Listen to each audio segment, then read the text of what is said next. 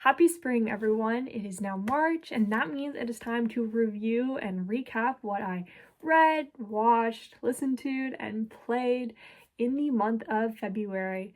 It was the shortest month, but I did manage to enjoy quite a lot of things, and I want to try and get better about chronicling my full thoughts about what I enjoyed the month before, because usually I'll just keep lists of everything and star ratings, but I really want to be able to share what I enjoyed, because I kind of pick up a weird collection of things, both new and old, and talk about them.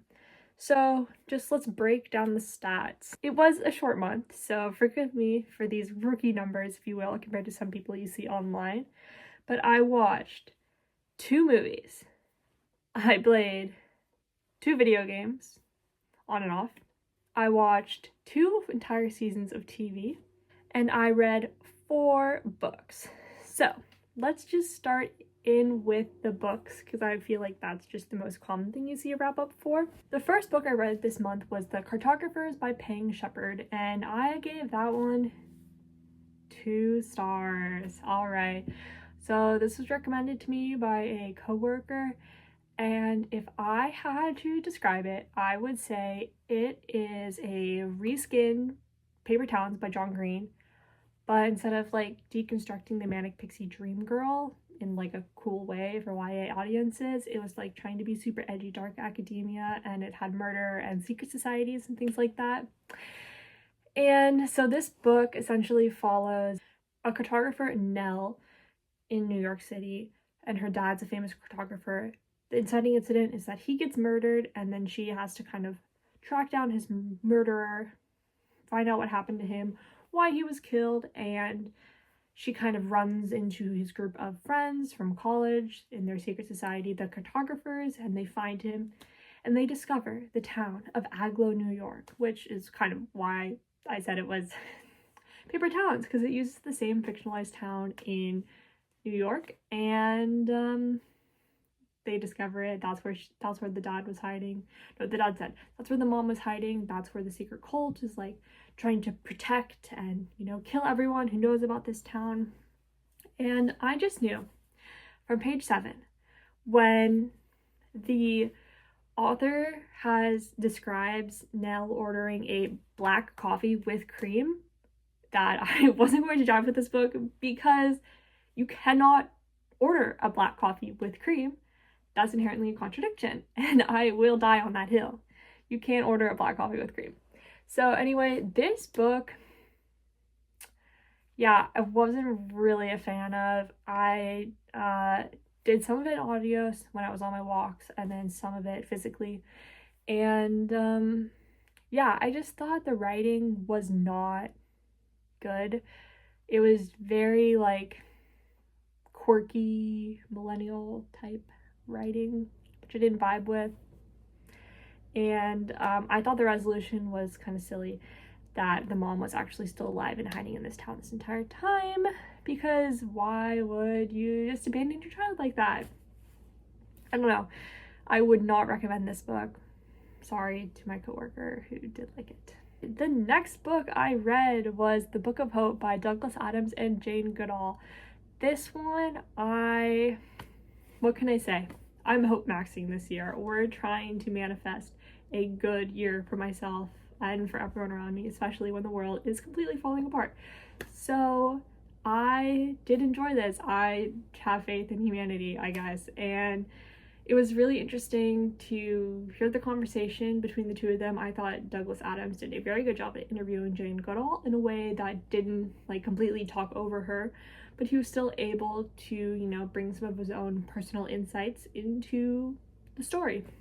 I think Jane Goodall's a sick person. I was really upset when she died. I love what's Mr. H, the monkey that she brought around everywhere. Like, come on, girl, pour one out for him. So yeah, I gave this one 5 stars.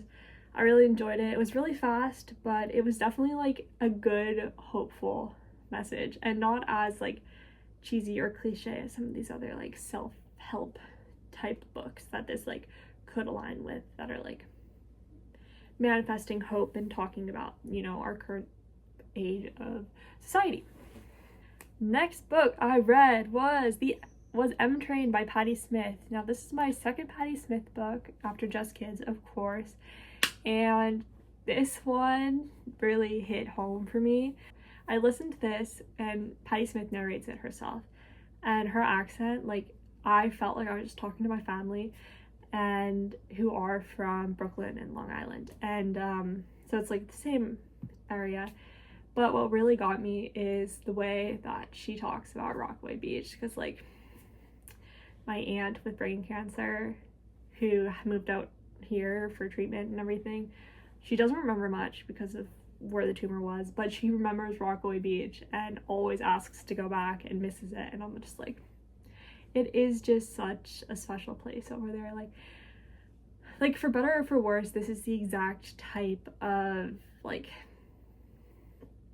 life that I admire. Her romanticizing the mundane and writing and looking and exploring the world and meeting people. That's like the type of life I want, even though I'm not very good at seeking it out myself. And I don't know, I guess I was on like just a hope-maxing, inspiring journey this month, reading M Train and Book of Hope back to back, because they kind of lit the same fire in me that like on balance humanity is good and the people we meet are good and they're cool and creative and super smart, and it just made me want to like get out there and connect with the people around me and my community a bit more. And the most recent book I read was Universality by Natasha Brown, and I think I'm in the minority on this one, but I really enjoyed it. I thought it was super funny and exactly my type of humor. It has like a pretty low average rating on Goodreads. It's like a 3.3 or something. And it's a satire about capitalism, but more so how we interact and posture capitalism as a way of like how we are fighting it and we are woke and things like that. Not to be like the friend that's too woke, but it kind of reminded me of like that, the economic boycott rabbit, the big red one taking up the entire poster. It just reminded me of like people who create things like that as the intention to like virtue signal that they are right, they're on the right side of history, but they're not actually doing anything meaningful. Like you see that Tumblr post, I'll see if I can find it, of like, I believe that we need to burn down the banks and everything, and then like their day of action is actually like a 1 hour sanctioned event, like No King's Day. Like they don't block any streets, they don't do anything meaningful, but they stand there with their signs to get their Instagram pictures. And it was like a really good critique, in my opinion, on things like that, about how it's not actually doing anything. It's just kind of making you look silly to do these things for your appearance that aren't actually meaningful for the work that you are supposedly standing behind. Because this book is about a journalist who like has a podcast and is getting a book published for her online articles about virtue signaling, essentially about how people are trying to be woke and politically correct, but like in the examination of this fake journalist, Natasha Brown is like turning it on its head and making her look stupid, essentially, for saying that she's on the front lines of this cause, but she's not actually doing anything to make change. She's not actually disrupting the systems that she says she is and that she's writing about. And so, like, in order to create meaningful change, you actually have to go out there and picket those buildings, burn them down, stop using your money. You can't just post about it or leave your activism to specifically sanctioned safe times, like the 1 hour 11 to noon No King's Day protest once a month. Like those actually aren't doing much. You have to be more disruptive if you want to see change, and I thought this was a good commentary on that, particularly in this day and age in society. So I would recommend this. I picked it up because it was longlisted for last year's Booker Prize, and this year I'm going to try and read them all, but they haven't come out at the library yet. But this one was available, so I picked it up and read it, and I thought it was good. So I gave that one 4 stars. I watched 2 movies this month, which for me is very good. I'm not a big movie person for some reason. I very rarely branch out into new movies. But I watched Before Midnight by Richard Linklater, and I had never seen this before. In January, I watched Before Sunset, Before Sunrise. I think those are flipped. And then I finally got around to Before Midnight, and I gave this one 4 stars. To me, it was the truest Linklater film of them all. Boyhood like rocked my world in 2015 or 2014 or whenever that came out. And this was like a true Richard Linklater story because it was about like the realistic struggles of marriage. I thought it was really interesting. I love these movies because unfortunately I kind of did relate to Jesse's character. I love the romanticization of being a writer and it making you a horrible person. Like, unfortunately, that is a trope I like. And so yeah, Before Midnight I thought was a very strong, probably my second favorite. My first favorite is still the second one, Before Sunset. That's still my favorite of the trilogy, but this one was excellent as well. I watched Come On, Come On, directed by Mike Mills, and I know Mike Mills because he did the music video for the Nationals' I Am Easy to Find, which is a flawless album, like one of their best work. I'm Not in Kansas is a god tier, like S tier song for me. And they did a short film starring Alicia Vikander, and I was blown away, and so I immediately put this on my watch list, but it took me 2 years to get around to it. And what can I say? I feel like I had a theme this month. Like, it was about divorced, deadbeat parents. Like, he was helping raise his nephew. Well, the mom was taking care of the dad. He was raising this child, but he was also a journalist. He was a for instance, like an NPR producer, essentially doing a story where he was talking to kids about the future and their hopes and dreams for it and what they think the future is going to be like.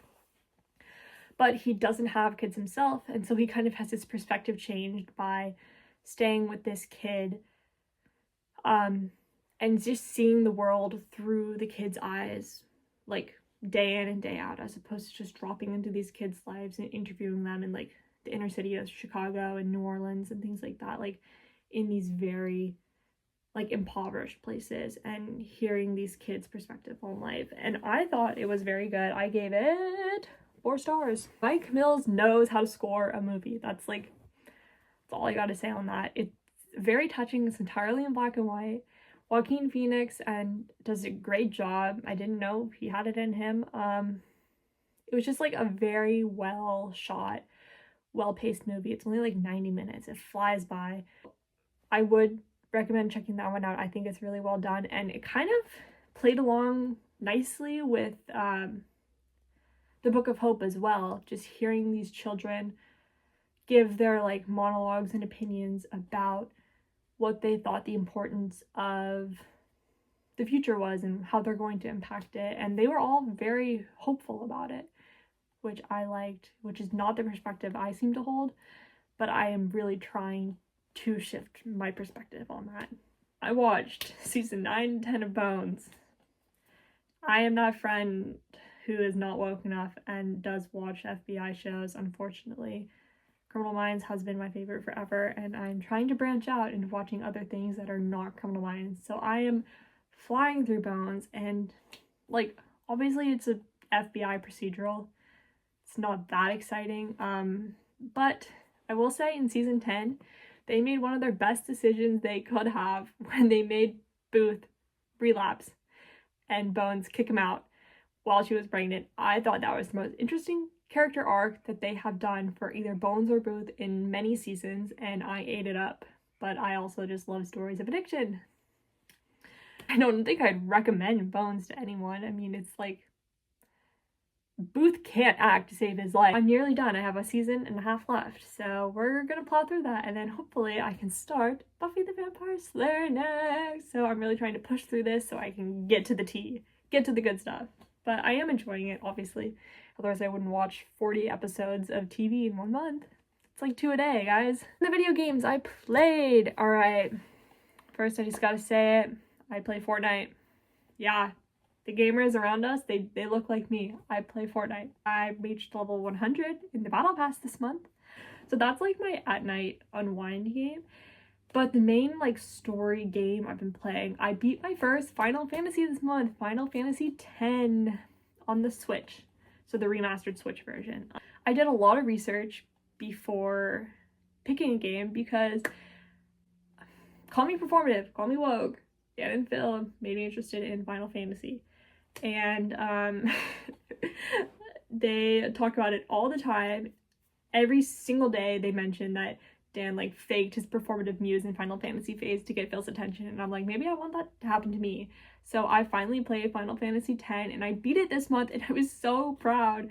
It took me a while. I kept dying when I was facing Sinject because I had not done a single chocobo race or played a single game of Blitzball, because I'm like, these are mini games. Like, I was thinking they were like the Junimo card arcade game inside of Stardew, where it's like its own thing, it's not going to affect the main storyline. I was wrong. You need to play Blitzball and you need to chocobo race to get those bonus levels for the sphere grid and those potions and things like that for the overdrives.